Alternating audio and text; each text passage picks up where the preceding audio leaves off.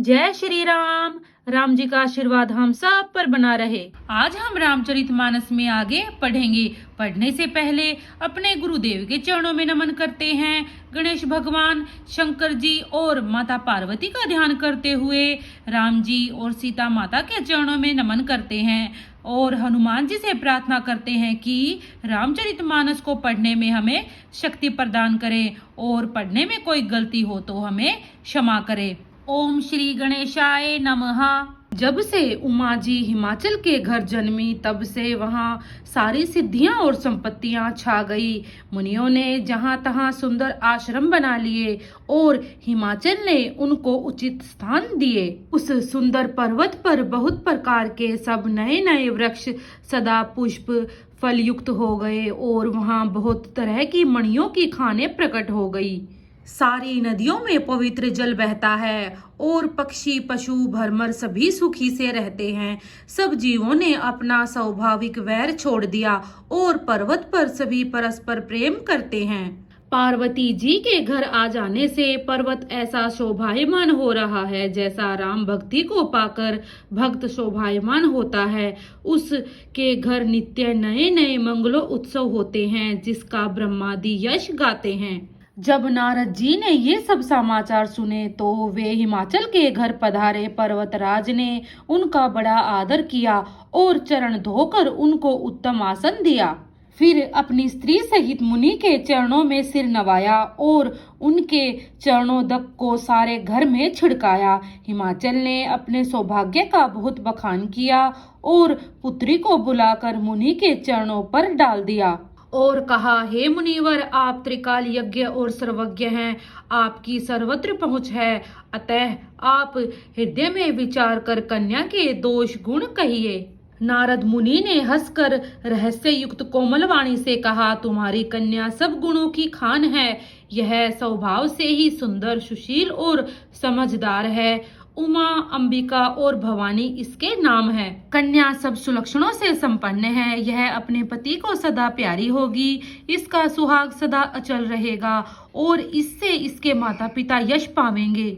यह सारे जगत में पूज्य होगी और इसकी सेवा करने से कुछ भी दुर्लभ न होगा। संसार में स्त्रियां इसका नाम स्मरण करके पतिव्रत रूपी तलवार की धार पर चढ़ जाएंगी। योगी, जटाधारी, निष्काम हृदय, नंगा और अमंगल वेश वाला ऐसा पति इसको मिलेगा। इसके हाथ में ऐसी ही रेखा पड़ी है। नारद मुनि की वाणी सुनकर और उसको हृदय में सत्य जानकर पति पत्नी को दुख हुआ और पार्वती जी प्रसन्न हुई। नारद जी ने भी इस रहस्य को नहीं जाना क्योंकि सबकी बाहरी दशा एक सी होने पर भी भीतरी समझ भिन्न भिन्न थी। सारी सखियां, पार्वती, पर्वतराज, हिमवान और मैना सभी के शरीर पुलकित थे और सभी के नेत्रों में जल भरा था। देव ऋषि के वचन असत्य नहीं हो सकते। पार्वती ने उन वचनों को हृदय में धारण कर लिया। उन्हें शिवजी के चरण कमलों में स्नेह उत्पन्न हो गया, परंतु मन में यह संदेह हुआ कि उनका मिलना कठिन है। अवसर ठीक न जानकर उमा ने अपने प्रेम को छिपा लिया और फिर वे सखी की गोद में जाकर बैठ गई। देव ऋषि की वाणी झूठी न होगी, यह विचार कर हिमवान, मैना और सारी चतुर सखियां चिंता करने लगी। फिर हृदय में धीरज धर कर पर्वतराज ने कहा, हे नाथ, कहिए अब क्या उपाय किया जाए। मुनीश्वर ने कहा, हे हिमवान, सुनो, विधाता ने ललाट पर जो कुछ लिख दिया है उसको देवता, दानव, मनुष्य, नाग और मुनि कोई भी नहीं मिटा सकते। तो भी एक उपाय मैं बताता हूँ, यदि देव सहायता करे तो वह सिद्ध हो सकता है। उमा को वर तो निसंदेह वैसा ही मिलेगा जैसा मैंने तुम्हारे सामने वर्णन किया है, परंतु मैंने वर के जो जो दोष बतलाए हैं मेरे अनुमान में वे सभी शिवजी में हैं। यदि शिवजी के साथ विवाह हो जाए तो दोषों को भी सब लोग गुणों के समान ही कहेंगे। जैसे विष्णु भगवान शेषनाग की सैया पर सोते हैं तो भी पंडित लोग उनको कोई दोष नहीं लगाते। सूर्य और अग्निदेव अच्छे बुरे सभी रसों का भक्षण करते हैं परंतु उनको कोई बुरा नहीं कहता। गंगा जी में शुभ और अशुभ सभी जल बहता है, पर कोई उन्हें अपवित्र नहीं कहता। सूर्य, अग्नि और गंगा जी की भांति समर्थ को कुछ दोष नहीं लगता। यदि मूर्ख मनुष्य ज्ञान के अभिमान से इस प्रकार होड़ करते हैं तो वे कल्प भर के लिए नरक में पड़ते हैं। भला कहीं जीव भी ईश्वर के समान हो सकता है?